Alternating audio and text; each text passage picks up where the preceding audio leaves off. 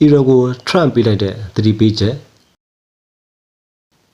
ဂျီဘ်ဒေါ်တာမှာနျူကလ িয়ার တင်ရေကုန်တင်မော့ကိုလူမြင်ကွင်းမှာပြသပြီးတော့အီရန်ကိုသတိပေးလိုက်တာဖြစ်ပါတယ်အီရန်ဘက်ကကန်လှန်လာတဲ့အပြစ်ခတ်ရစရေးအဆိုပြုချက်ကိုသမ္မတထရန့်ကလက်ခံနိုင်စရာမရှိတဲ့အမိုက်လို့ပြပြတသားပယ်ချလိုက်ပြီးနိုင်ပိုင်းအကြာမှာပဲ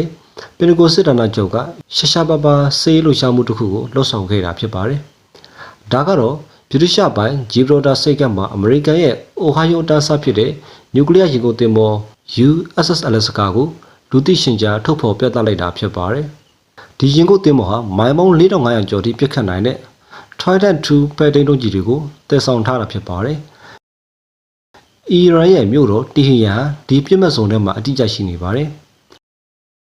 အမေရိကန်ကသူတို့ရဲ့လှုပ်ဝက်လေးရှိတဲ့နျူကလ িয়ার အင်အားကိုအခုလိုလူမြင်ကွင်းမှာပြသလိုက်တာအီရန်အတွက်ပြတ်သားတဲ့သတိပေးချက်ဖြစ်တယ်လို့စေးလေးတဲ့သူတွေကသုံးသပ်ပါတယ်ရေပြင်မှာတင်မကပဲကုန်းပြင်မှာလေအမေရိကန်စစ်တပ်ဟာမော်ရိုကိုနိုင်ငံမှာအစစ်မြစ်နည်းပညာသစ်တွေကိုစမ်းသပ်နေပါတယ်အာဖရိကန် Lion 26 လေ့ကျင့်ရေးမှာစစ်တပ်တပ်ဆင်ထားတဲ့အလိုလျောက်မောင်းနှင်နိုင်တဲ့မော်တော်ယာဉ်တွေ Autonomous Tactical Vehicle ကိုအသုံးပြုနေပြီး